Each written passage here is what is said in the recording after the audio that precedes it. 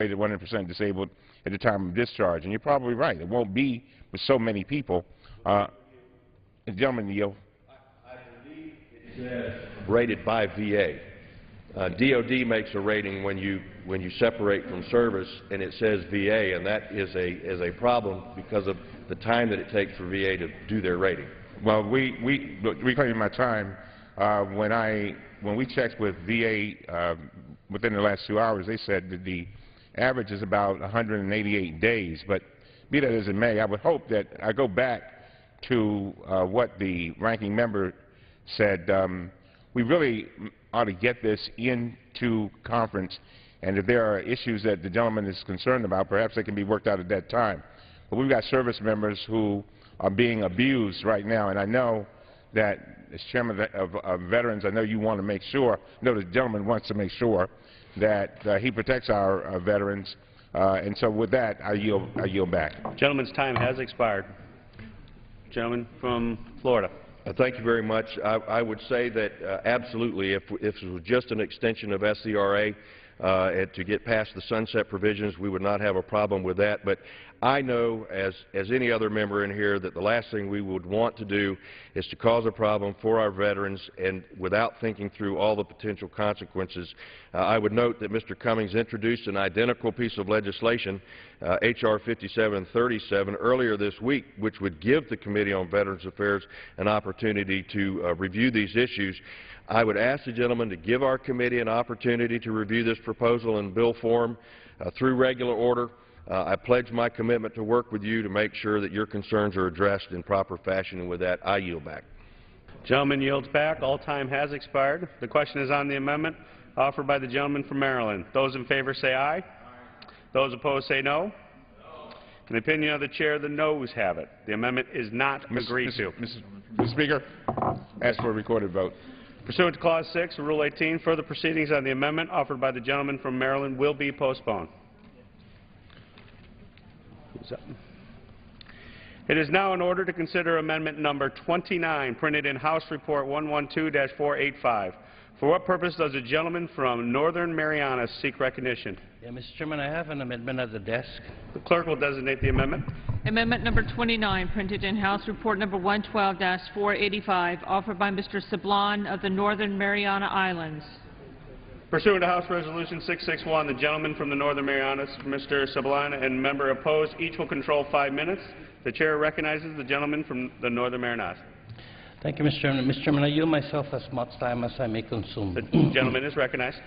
Mr. Chairman, let me say at the outset that my amendment requires absolutely no federal spending, nor is it in any way a precursor to future federal spending.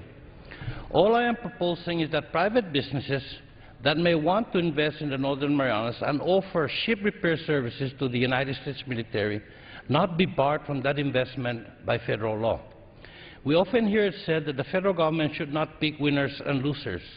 Yet, under current law, naval vessels with a home port in the U.S. are prohibited from being overhauled, repaired, or maintained in a shipyard in the Northern Mariana Islands.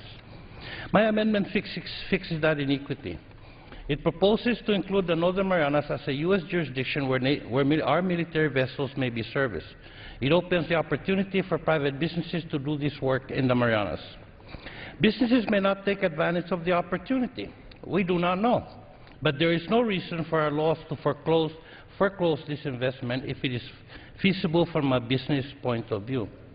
We also do not know whether the Navy will ever need repair capacity in the Northern Marianas. But we do know that the Department of Defense is realigning our forces to focus on Asia and the Pacific. We know that one area of impending military buildup of military assets is the Marianas. So, although there are sufficient repair facilities now, it would make good strategic sense for the Navy to have the option, at least, to repair its vessels in any U.S. jurisdiction in the Pacific region, if that ever becomes necessary. I can say for the record that the Navy has told me it has no opposition to my amendment. Governor Cavu, the Republican governor of Guam, and the management of Guam Shipyard, who might be concerned about competition, instead actively support my proposal. I ask unanimous consent that their letters to Chairman McKeon, Ranking Member Smith, and Congresswoman Member Dalio be entered and added to the record. Without objection, so ordered. They recognize that repair facilities in the Northern Marianas could at some point complement, not compete with Guam and build the regional economy. Governor Fittel, Republican governor of the Northern Marianas, also supports changing the federal law. The Marianas have been hit hard by recession. Lifting the existing prohibition on business investment could help our economy and help create jobs. I urge my colleagues to support this no-cost, common-sense amendment, and I reserve the balance of my time. Gentleman reserves. The gentleman's request will be covered by general leave in regards to the record submission. For what purpose does the gentleman from California rise? Mr. Chair, I rise to claim time in opposition to the amendment. Gentleman is recognized. I yield 2 minutes to my friend and colleague, gentlelady on the committee from Hawaii, Ms. Hanabusa. The gentlelady is recognized for 2 minutes. Thank you, Mr. Chair. I rise in opposition to the Sablan amendment. The reason is that it really is not necessary at this time, and in this period of time where we have budget issues and we have sequestration issues, we don't need to tackle this one as well. What the amendment seeks is to amend 10 U.S.C. 7310 subsection A, which basically states U.S. Navy vessels homeported in the United States or Guam may not be overhauled, repaired, or maintained in shipyards outside the United States or Guam except for voyage repairs. This is being sought to be amended to include CNMI. And I'd like to say, first of all, that I understand perfectly well why my good friend and colleague from the Northern Mariana Islands wants to do this. I mean, he's representing his constituents. But the points against it are overwhelming. First of all, the Navy states it has the requirement for a public or private sector ship maintenance facility in CNMI. It also, the Navy currently says it can conduct repairs in CNMI, but there is limited pier space and no dry docking capability, and that they can do the work elsewhere for the Navy and for the Military Sealift Command. In addition to that, the ship and repair capacity in both public and private shipyards exists today in Pearl Harbor, Hawaii, Bremerton, Washington, and Guam for both the U.S. Navy and the MSC ships. Now, the Navy has no future requirement for the repair capacity in the Pacific region, and it's been testified to that the buildup on Guam does not create a demand for additional ship repair capacity. So the Navy's current regional ship maintenance workload only minimally supports the current maintenance facilities in Guam, and we don't need any additional facilities. In addition to that, the Navy officials have stated there's not enough U.S. Navy or MSC work in current and future operating plans. It is for these reasons that I regretfully oppose the amendment. Thank you. For what purpose does the gentleman from the Northern Mariana Islands rise? Thank you, Mr. Speaker. I agree with my good friend and colleague from Hawaii that there is no need for large vessel repairs, those being presently performed in Honolulu, Hawaii, or on Guam. Actually, the letter to Ms. Bordalio from Guam Shipyard actually says this. He says the water depth and other physical constraints of harbor Saipan would not permit its use to overhaul, repair, and maintain large Navy ships which form the bulk of work at Guam Shipyard. So there is no disagreement with my good friend from Hawaii on this. Thus, the shipyard we contemplate opening in Saipan would not compete with Guam Shipyard for the work it currently performs for the Navy. We're not asking for anything here. We're just asking for the authorization. It may not happen, but then again it may. And we're not asking for money here. We're asking for authorization so that private businesses who want to do it, who find some capacity to do it, will come in and establish a shipyard or a small repair yard on Saipan in the Northern Marianas and do the work and compete for the business. And that's what we need to do here. Again, I reserve the balance of my time. Gentleman reserves. Gentleman from California. How much time do we each have? The gentleman from California has 3 minutes. The gentleman from the Northern Mariana Islands has 1 3/4. 1 3/4 minutes. And we have the right to close? That is correct. And we just have one more speaker, so I'll reserve. Gentleman from California reserves. Gentleman from Northern Mariana. Mr. Chairman, I have no more speaker. I just urge my colleagues to join me in support of the amendment. The gentleman yields back the balance of his time. I yield back the balance of my time. Gentleman yields back the balance of his time. Gentleman from California. Mr. Chairman, I yield the balance of our time to the gentleman from Virginia, Mr. Forbes. Gentleman from Virginia is recognized. Thank you, Mr. Chairman. I thank the gentleman for yielding, and I want to join the distinguished lady from Hawaii in opposing this amendment and also in her complimenting the gentleman who brought it. I know his motives are very good in trying to create jobs in his area. The problem we have, as the gentlelady from Hawaii has stated, is that we already have authority to conduct repairs in the Mariana Islands at this particular point in time. The problem is that there's limited pier space and there's no dry dock capability. To allow private sectors to invest huge monies or to come back here later after we give the authorization and to say we want more money from Congress to appropriate there would not be appropriate because, as the gentlelady from Hawaii said, we already have sufficient capacity both in Pearl Harbor, in Washington, in California, and in Guam. And to show that there is no requirements for this further ship repair capacity in the Pacific region, you can just look at last year where the absence of need was perhaps best exemplified by the fact that the Navy only received one bid when it had a proposal from shipyards in the Pacific region for a long-term operating lease for the Guam ship repair facility property, and that bid was from the current Guam shipyard operator. The distance from overseas home ports and from the regions in which the MSC ships operates makes a shipyard in the Mariana Islands prohibitive in terms of operating cost to and from there. So, Mr. Chairman, I hope that Congress will not go down this line. We have, at this particular point in time, Navy has absolutely no additional requirements or needs that they have for this particular yard there. We are struggling at this particular point in time to keep the other yards going with the capacity that we currently have, and to invest this kind of investment there when we're not going to be able to take advantage of it would not be appropriate for us to do this body at this time. So with that, Mr. Chairman, I hope that we will defeat this amendment and yield back the balance of my time. Gentleman yields back. All time on the amendment has expired and been yielded back. The question is on the amendment offered by the gentleman from the Northern Mariana Islands. Those in favor say aye. Those opposed say no. In the opinion of the chair, the noes have it. The amendment is not agreed to. Mr. Chairman, I ask for the yeas and nays. Gentleman asks for a recorded vote pursuant Yes, to sir. Clause 6 of Rule 18. Further proceedings on the amendment offered by the gentleman from the Northern Mariana Islands will be postponed. Does the gentleman from California seek recognition? Mr. Chairman, pursuant to HRES 661, I offer amendments en bloc. The clerk will designate the amendments en bloc.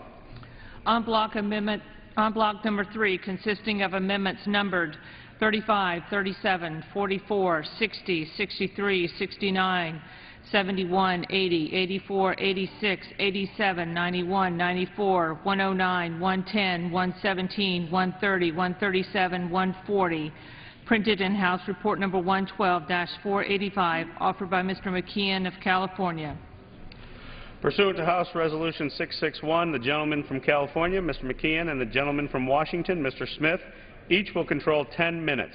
The chair recognizes the gentleman from California. Mr. Chairman, I urge the committee to adopt the amendments en bloc, all of which have been examined by both the majority and the minority. Mr. Chair, I yield 1 minute to my friend and colleague, the gentleman from Florida, Mr. Rivera. Gentleman from Florida is recognized for 1 minute. Thank you. Thank you very much, Mr. Speaker. Right now, I believe many Americans would be surprised, perhaps shocked, to know that there are foreign businesses that also do business with terrorist nations that are currently engaged in contract and procurement activity with the Pentagon, with the Department of Defense. This, I believe, and I think most Americans would believe, is not only a threat to American security, but it is also threatening American jobs, because these foreign businesses are taking opportunities from American-based businesses that could be contracting and procuring with the Pentagon. This amendment would prohibit businesses that engage in business activity with terrorist nations, and those are nations that have been officially designated as sponsors of terrorism by our own government, from contracting and procurement opportunities with the Department of Defense. This is an issue of protecting not only American security, but of protecting American jobs, and I encourage its passage. Gentleman's time has expired. Gentleman reserves. For purposes of the gentleman, Mr. Smith from Washington is recognized. Thank you, Mr. Chairman. I yield 2 minutes to the gentleman from Indiana, Mr. Carson. Gentleman from Indiana is recognized for 2 minutes. Thank you. Mr. Chairman, this en bloc amendment includes two of my amendments. The first seeks to address what many consider to be a serious mistake made by our military and this Congress over the last decade of war. That is, allowing some of our troops, including several of my constituents, to deploy without certain equipment that they need to be safe in combat. Instead, these troops had to rely on their families and friends to send them this vital equipment.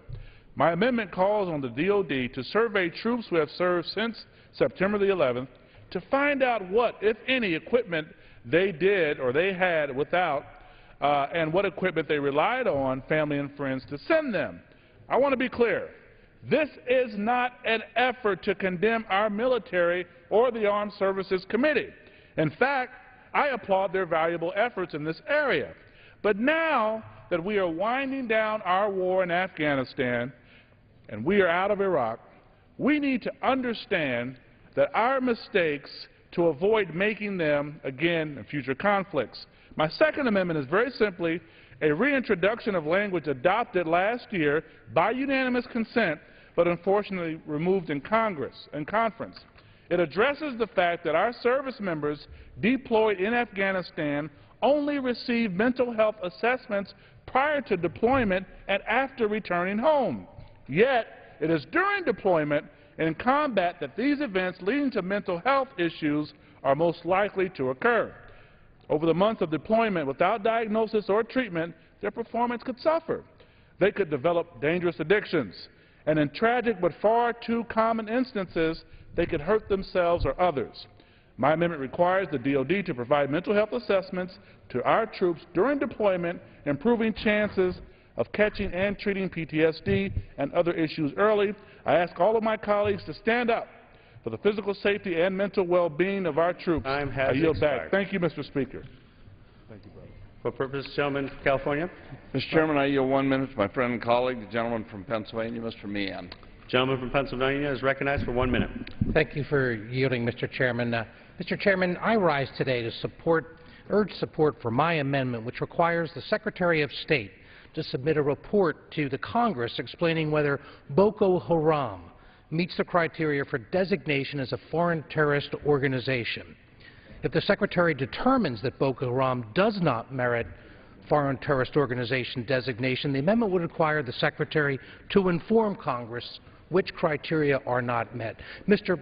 Speaker, 6 months ago, the Department of Justice reached out to the Department of State urging this determination. My committee, the Subcommittee on Counterterrorism and Intelligence, held hearings and issued a report identifying the activities of Boko Haram, which is an Islamist terrorist-based group based in Nigeria that's quickly evolved from wielding machetes to using deadly vehicle-borne improvised explosive devices.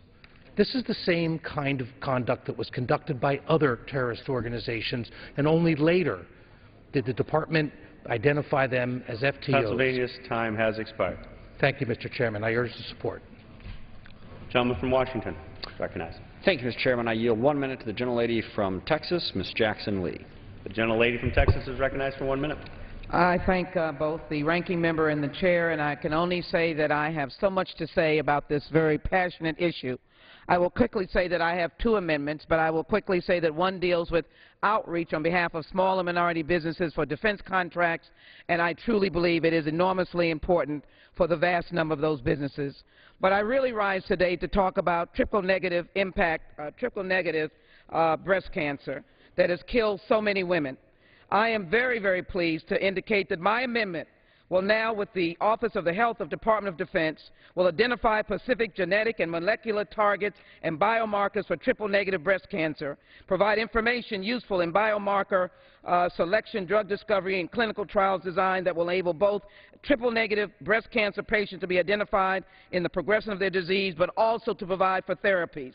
I do this in the loving memory of Yolanda Williams, whose funeral I spoke at last year, the daughter of Dr. Lois Moore and the husband of Mr. Williams with two beautiful daughters. This wonderful caring woman died so quickly because of triple-negative disease.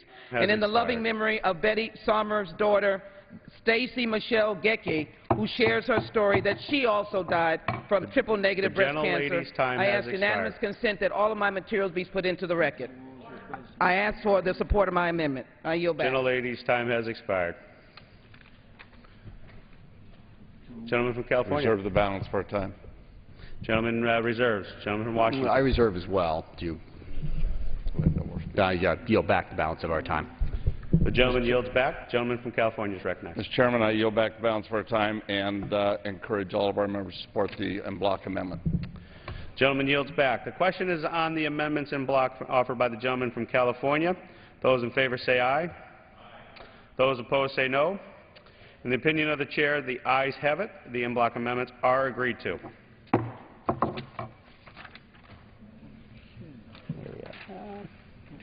Okay.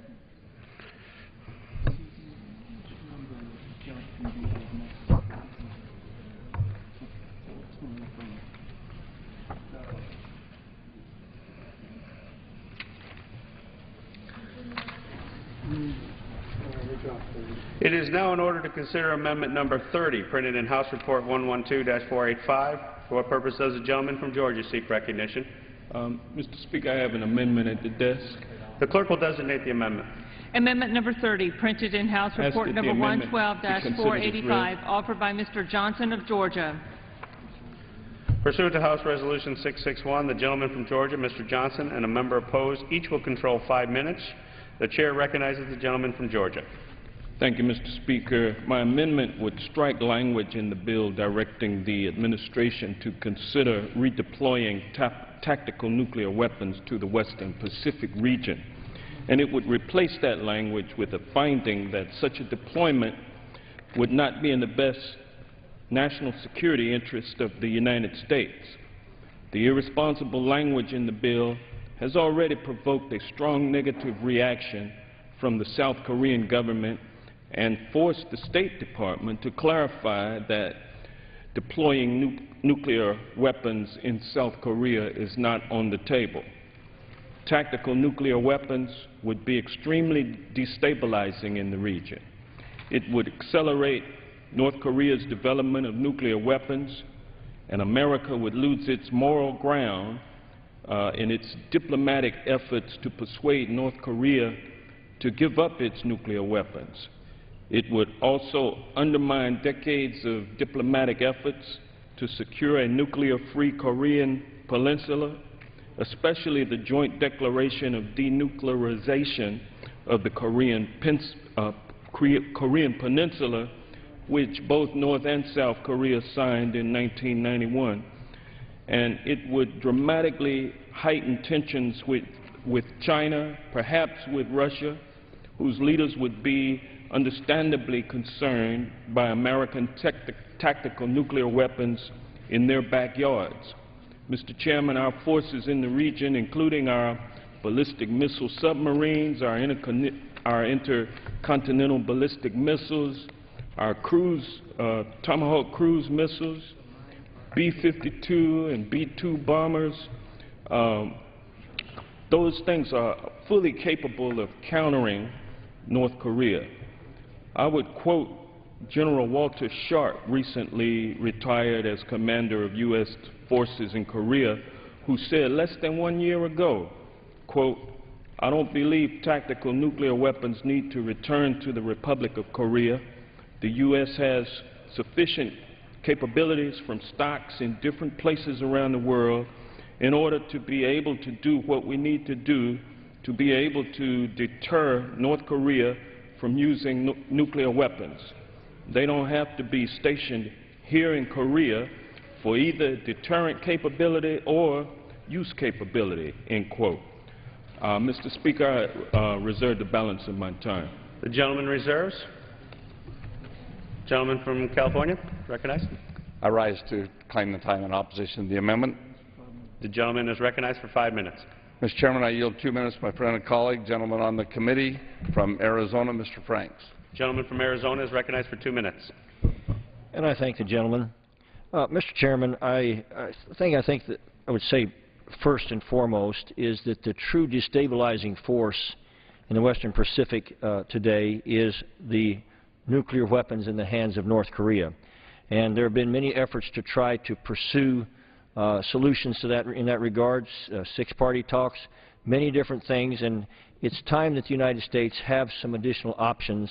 And the language in the NDAA that we have merely says that we need a report to be conducted regarding the efficacy of additional nuclear or conventional weapons in the Western Pacific region. It technically doesn't even mention South Korea.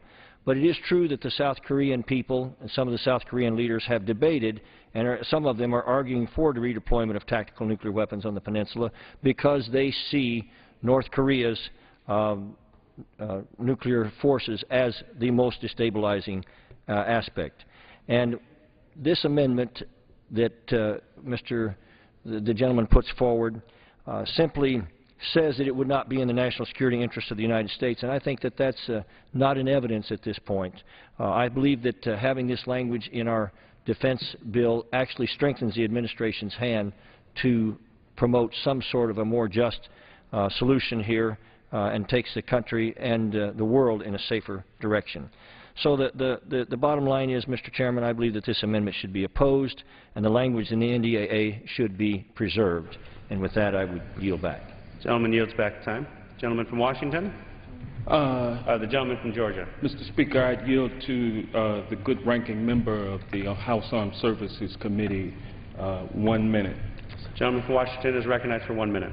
Thank you. I think this amendment makes an enormous amount of sense. No question, North Korea is a threat.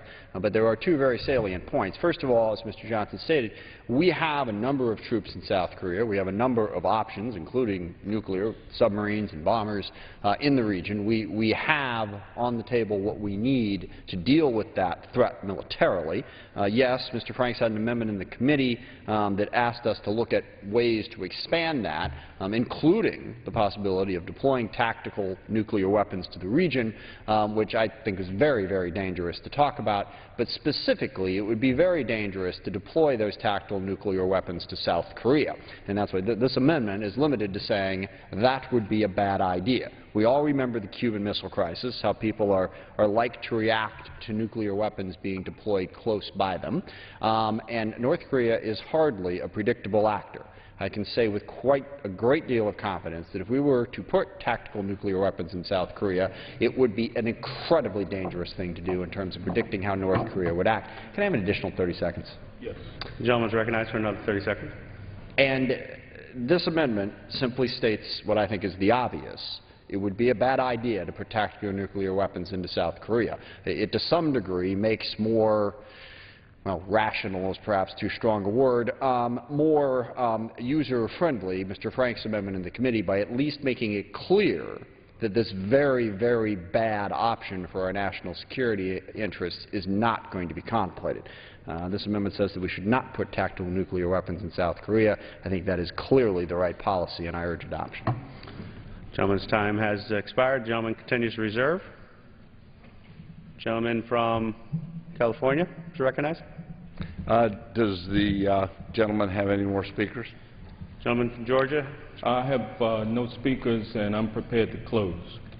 And then we. Gentleman from California has the right to close. We'll reserve it. The gentleman from Georgia is recognized. Thank you, Mr. Speaker. My friend, Congressman Franks from Arizona, cited the fact that he believes that this language that I seek to remove from the NDAA actually strengthens the administration's hand. But I would submit that what it does is imposes on the administration insofar as its delicate negotiations and diplomacy that is being invoked to try to convince the North Koreans that it's in their best interest to abandon their nuclear aspirations. And also, thank you. I yield back. Gentleman from California. Mr. Chairman, I yield the balance of our time to my friend and colleague, the gentleman from Ohio, Mr. Turner. Gentleman from Ohio is recognized for the balance of time. Thank you, Chairman McKeon, and Mr. Chairman, I rise in opposition to the Johnson Amendment. The Johnson Amendment strikes from this bill the call for a study, which a study is just the obtaining of knowledge. It strikes in this bill a study on what our options need to be in response to an increasing threat from North Korea. This study is necessary for us to understand what our options are. Now, what has changed? Why are we concerned about North Korea, and why do we need to pursue these options? Well, one, we know that they most recently have unveiled a road mobile missile launcher that Secretary Gates has said for an ICBM that puts the United States mainland directly at risk. Secondly, Secretary Panetta testified in front of our committee that there appears to be a link between China and the road mobile missile launchers that we've seen, and perhaps even the missile technology. And we know that North Korea has been pursuing, nuclear capabilities. Our normal response to this has been our missile defense capability, where we've tried to bolster our missile defense capability as North Korea gets increasingly dangerous in its quest to reach the United States with ICBMs and, again, a nuclear-capable North Korea. But we have grave concerns as to whether our missile defense system would be there in order to be able to protect us. That's why we need to pursue additional options, because we continue to have, from the other side of the aisle, amendments to reduce our missile defense. But at the same time, we know that the President most recently was caught in an open mic discussion with the President of Russia, President Medvedev, indicating that he was, after the election had occurred in the United States, when he would have, as he described it, more flexibility, that he would readdress the issue of missile defense. So we know that the President, in his discussions with Russia, has a secret deal that's supposed to be unveiled after the election that can't see the light of day during this election, holding the American people hostage to what its terms are, that as this secret deal proceeds, this President could continue to weaken our missile defense system as we have the rise of North Korea. So Mr. Franks, in his amendment in our committee, merely asks for information and for a study.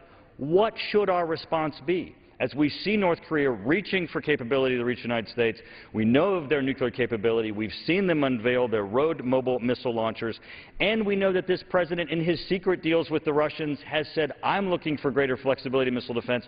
Our only defense currently for North Korea and its quest for technology, missile technology that could reach the United States. This is important that we rise to the issue of asking the question, as Mr. Franks has, of what do we need to do, especially in light of the President's secret deal with the Russians. And with that, I yield back. Gentleman yields back. All time have been yielded back and expired. The question is on the amendment offered by the gentleman from Georgia. Those in favor say aye. Those opposed say no. In the opinion of the chair, the noes have it. The amendment is not agreed to. Mr. Speaker, I'd ask for a recorded vote. Gentleman seeks a recorded vote. Pursuant to Clause 6 of Rule 18, further proceedings on the amendment offered by the gentleman from Georgia will be postponed.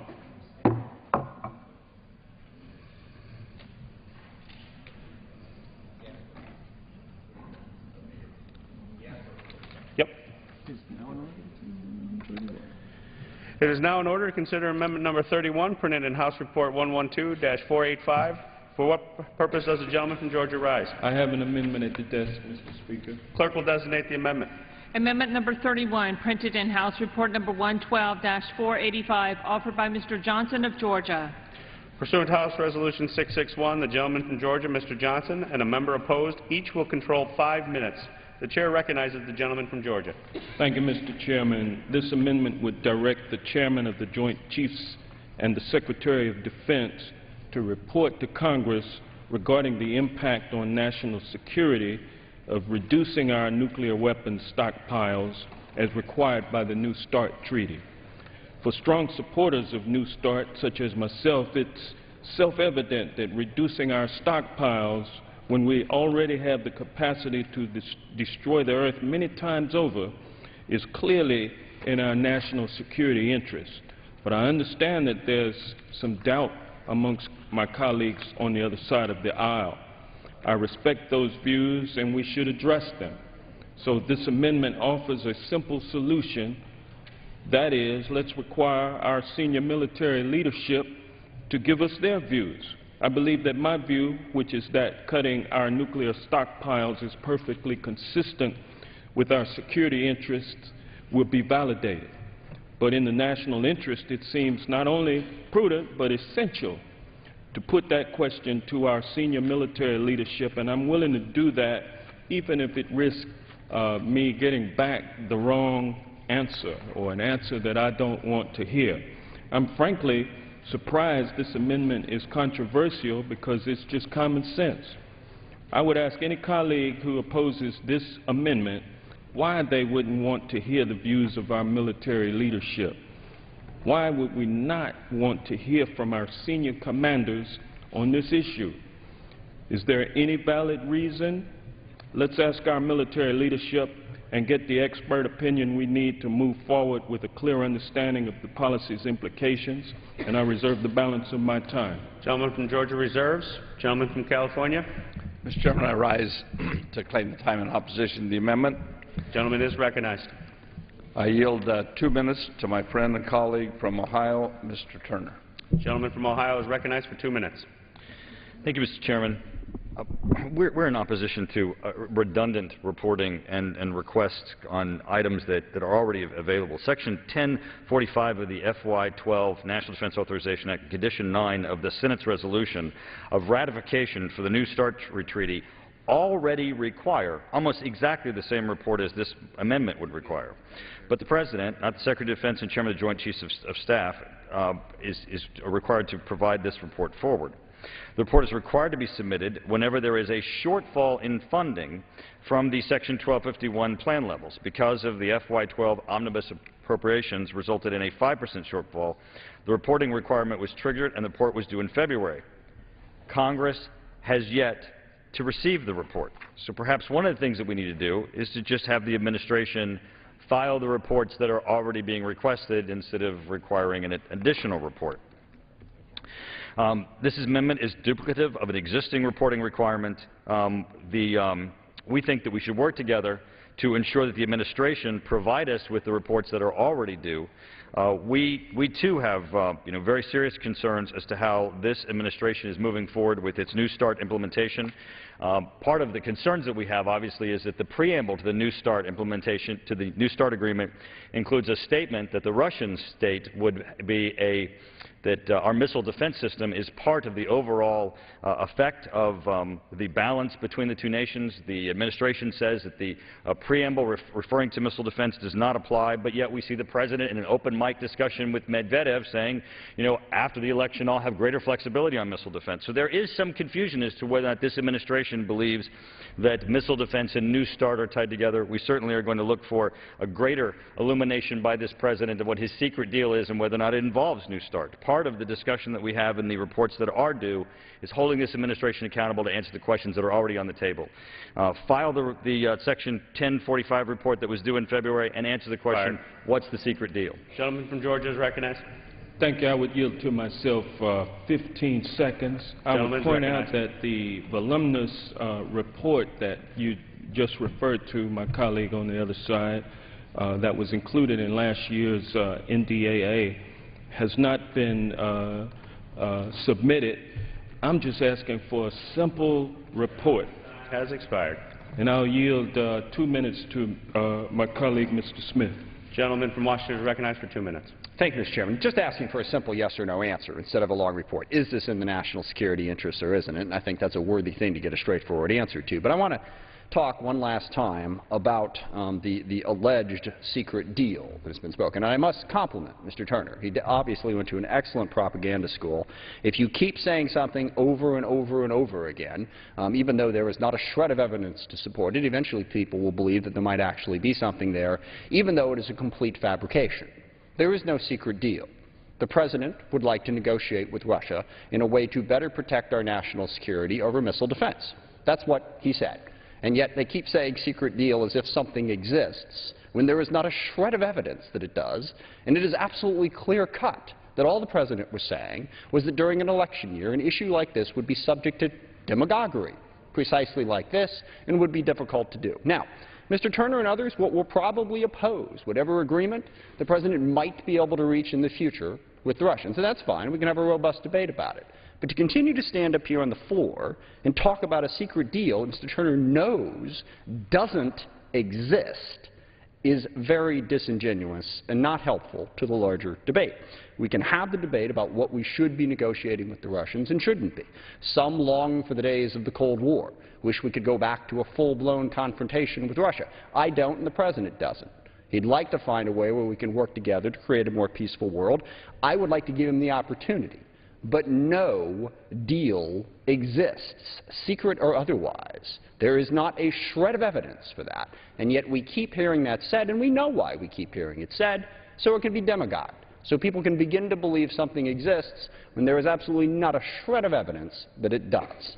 I would urge support for Mr. Johnson's amendment and for people to try to break through all of that and understand that just because the word secret deal keep being said doesn't change the fact that there is no such thing. I yield back. Gentleman's time has expired. Gentleman from California, recognized. Is their time all expired? The gentleman from Georgia has 45 seconds. 25, and we have? And the gentleman from California has 3 minutes. I yield myself 1 minute. Gentleman is recognized. We have had this back and forth about the President's comments, but enough of us heard it. In fact, I think we heard it over and over and over from the media with the President on an open mic saying, and I don't think there's any dispute about this, please take back to Mr. Putin that I will have greater flexibility after the election. You know, we could debate whether or not there's a secret deal, but I don't think there's any debate to the fact that the President said that, not wanting the general public to realize that he said that, but he did say it. And so that leaves a question in America's mind of what he was talking about. I mean, you have to be a little concerned, a little nervous, if he's that interested in sending a message to Mr. Putin that after the election I'll have a little more leeway. I yield myself an additional 15 seconds. Gentlemen, then I think it's very important. I mean, why not lay it out to the American people? What did he mean when he said he would have more leeway? What does he plan to do with that additional leeway? I would like to see the President go to the American people and say that, and I reserve the balance of my time. Gentleman reserves. Gentleman from Georgia. Thank you, Mr. Speaker. What did he say? Well, it doesn't matter because whatever he said, please know that treaties have to be confirmed or ratified by the Senate, 2/3 majority. Mr. Chairman, let's ask our military leadership whether the New START military reductions are in our security interests, whether it vindicates supporters of arms control like myself or vindicates those who believe we need to build more. Let's get that answer from the people in the best position to answer the question, and those people are our leaders in the military and the Defense Department. I'll yield back the balance of my time. Gentleman from Georgia yields back balance of his time. Gentleman from California is recognized. Mr. Chairman, I yield the balance of our time to Mr. Turner, the gentleman from Ohio. Gentleman from Ohio is recognized for the balance of the time. We certainly share our concern with the other side of the aisle as to how New START will be implemented and its effect on our missile defense system. The issue of the President's secret deal with the Russians is not really one that's open to interpretation. This is not some speculation. This is not an issue of my opinion that there's a secret deal. You can go to YouTube and type in President Obama, Medvedev, and you will see them sitting there with an open mic. You will, with your own ear, hear the President say, "This is my last election," which is a should be offensive to every person in the electorate because it says, as soon as I am free from having to respond to the election process or to the electorate, I will be, and what he says is, I will have more flexibility after my election. That freedom. He asked for space for Mr. Medvedev, who said, you know, gleefully it seemed to me, and that is editorializing, I'll go tell Vladimir. So Vladimir knows something we don't, so we could say, well, what does Vladimir know? Well, we know that Putin said in a March 2nd, 2012 interview with RIA Novosti about the president and his negotiations on missile defense, he said they made some proposals to us which we virtually agreed to and asked them to get them down on paper. They made a proposal to us just during the talks. They told us we would offer you this, we would offer you that. We did not expect this, but I said, we agree. This is Putin saying, we agree. Now, that's a deal. When the other side says, we agree, that's a deal. Do we know what the terms are? No. That's a secret. So a secret deal on missile defense is something we know is happening. You can go to YouTube and see the president talking to Medvedev. You can see him say, I'm going to go tell Vladimir. You can look up Mr. Putin's interview on March 2nd, 2012, and he says that his response was, we agree. Now, what's the president's response when we ask, what are the terms of this deal, Mr. President, the terms that you won't let the American public see? He says, nothing. Gentleman's time has expired. All time having expired, the question is on the amendment offered by the gentleman from Georgia. Those in favor say aye. Those opposed say no. No. In the opinion of the chair, the noes have it. The amendment is not agreed to. Mr. Speaker, I ask for a recorded vote. Gentleman seeks a recorded vote. Pursuant to Clause 6 of Rule 18, further proceedings on the amendment offered by the gentleman from Georgia will be postponed.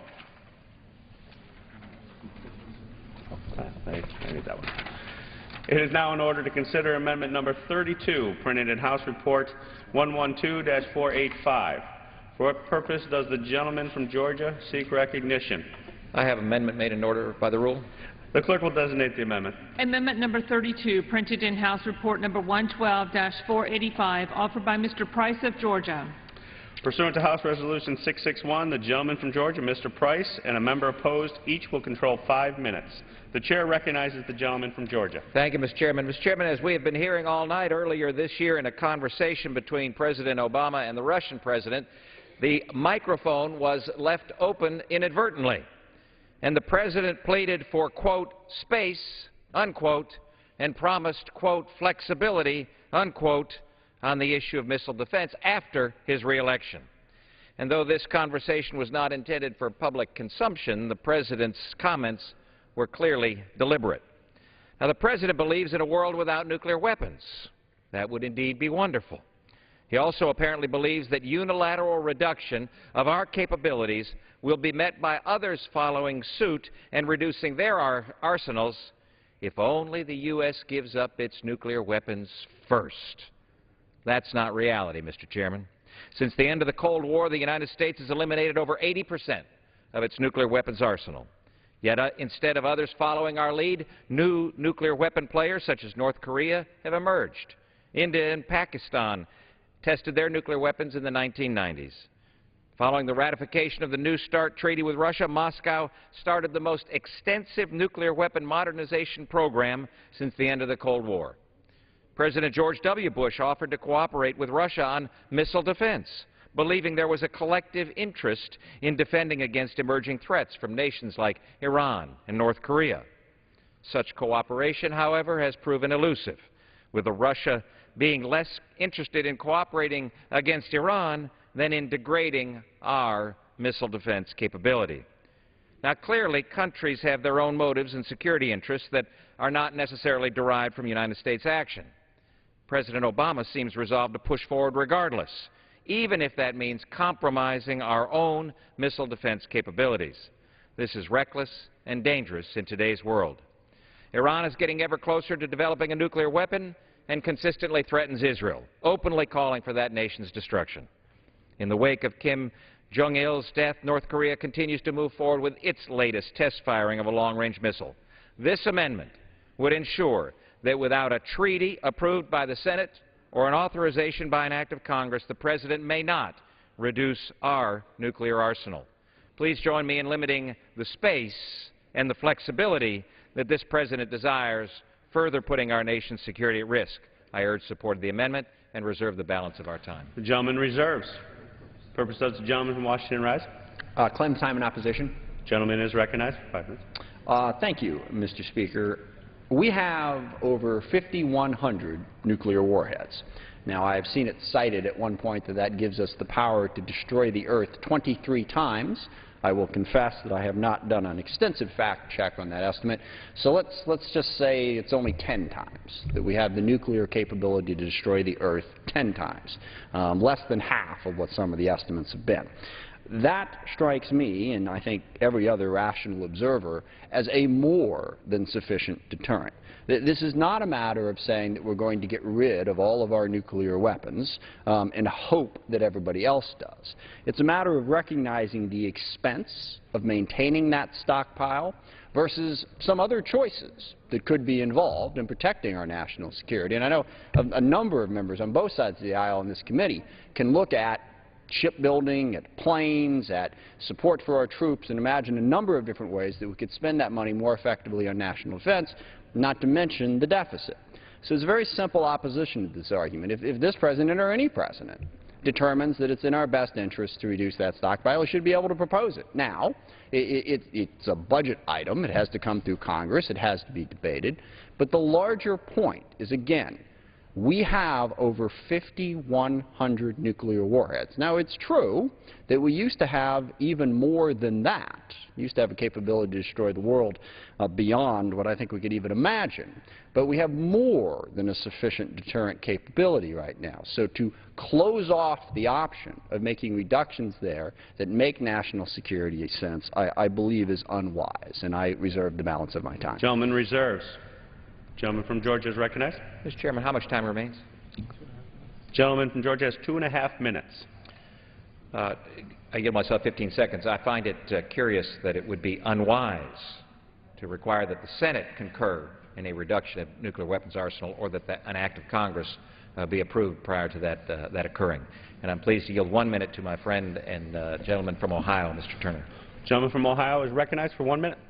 I want to thank Mr. Price. Mr. Chairman, I want to echo what he has just said about the importance of this amendment. This amendment merely says that the President shall not unilaterally do these reductions without it being pursuant to a treaty or a statute passed by Congress, just that Congress has to be involved. This provision parallels the provision in the New START Implementation Act. It recognizes the concern that Congress has from the information that's coming out of the administration. The Associated Press just reported that the Obama administration is weighing options for sharp new cuts to the nuclear force, including a reduction of up to 80% in the number of deployed weapons, following just on New START, which has additional reductions, coupled with the President's open mic statements that he wants greater flexibility on missile defense in a secret deal with the Russians.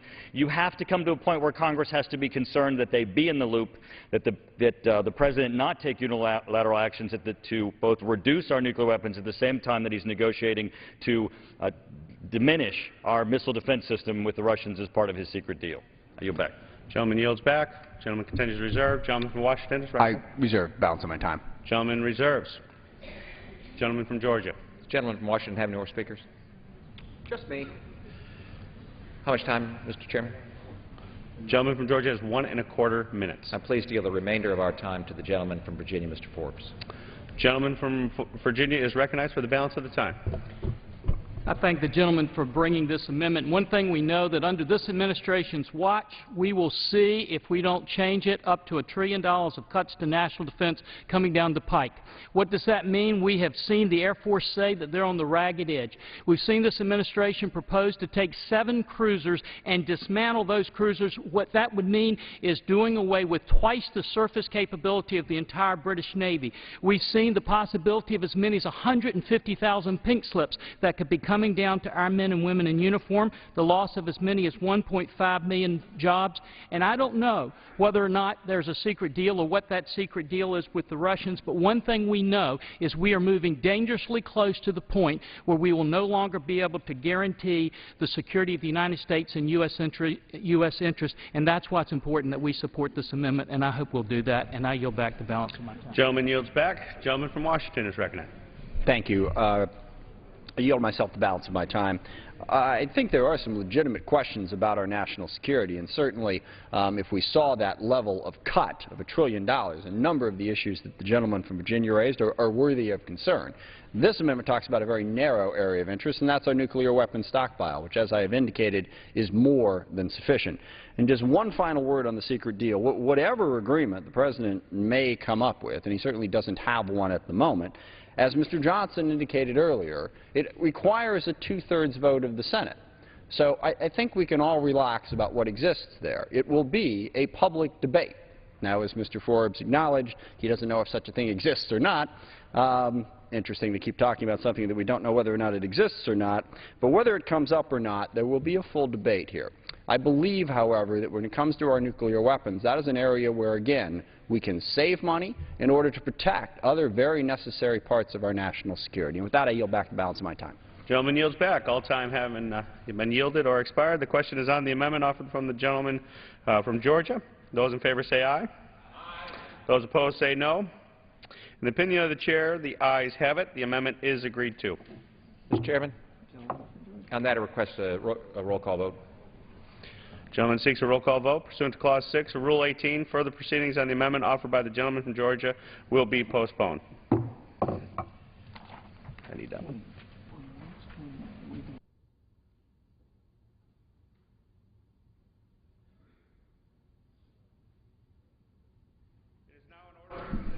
Number 34, printed in House Report 112-485.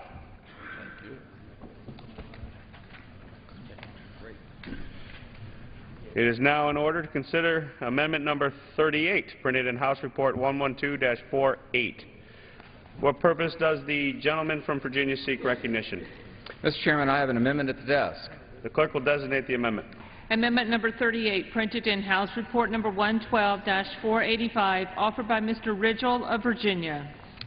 Pursuant to House Resolution 661, the gentleman from Virginia, Mr. Ridgell, and a member opposed each will control 5 minutes. The chair recognizes the gentleman from Virginia. I yield myself 2 minutes. Gentleman is recognized for 2 minutes. Mr. Chairman, I believe that our duty to our country and our men and women in uniform requires us to do everything in our power to prevent sequestration. Sequestration is not a rational course correction, but instead it is a violent, sudden, and severe budget cut, the adverse consequences of which cannot be overstated. Sequestration creates undeniable havoc in production, personnel, and in contract administration. If allowed to become reality, only 2 groups will benefit: our nation's enemies and the legions of lawyers who will be engaged in endless litigation against the federal government. To be clear, these are not the cuts often debated in reference to the President's budget. Sequestration cuts to defense are in addition to those cuts, the sum of the two totaling nearly $1 trillion over 10 years.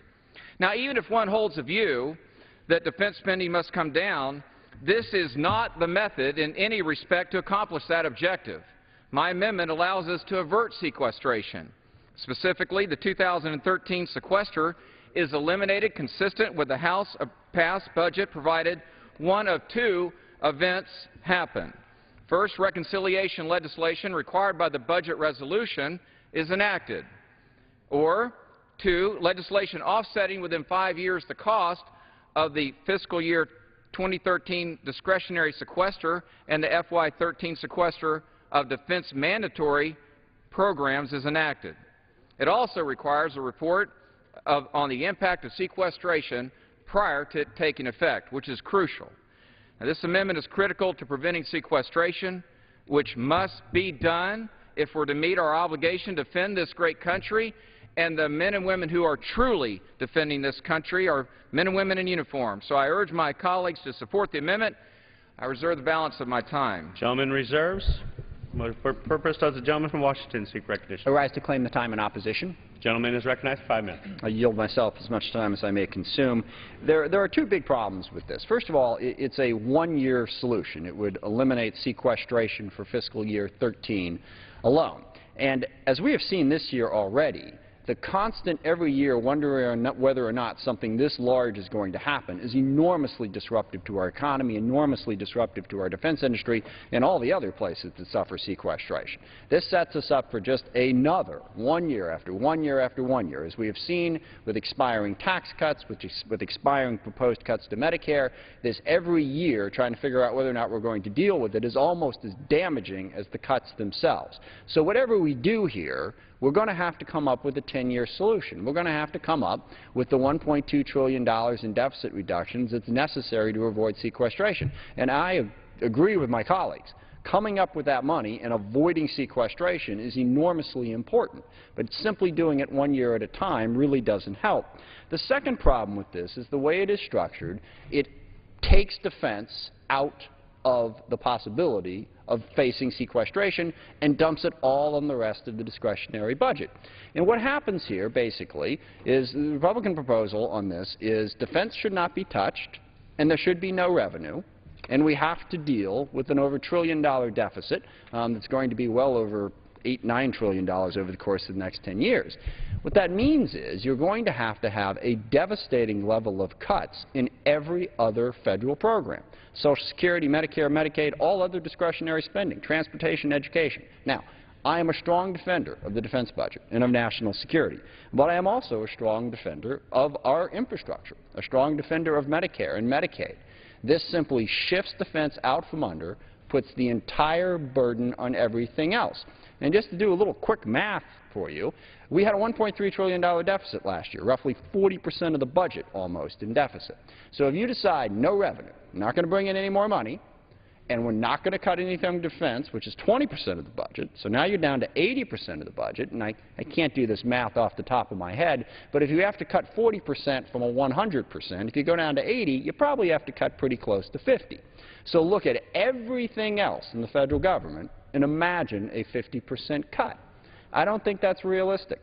You know, I have no great love for taxes, but if the alternative is devastating all other spending programs, we have to at least consider revenue as part of the solution.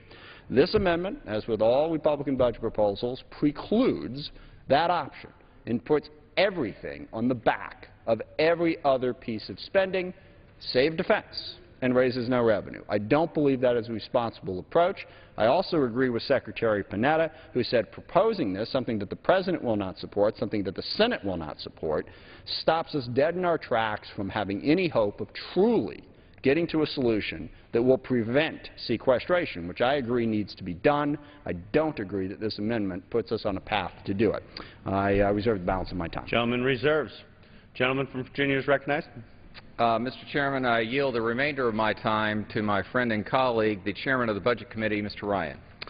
Gentleman from Wisconsin is recognized for the remainder of the time.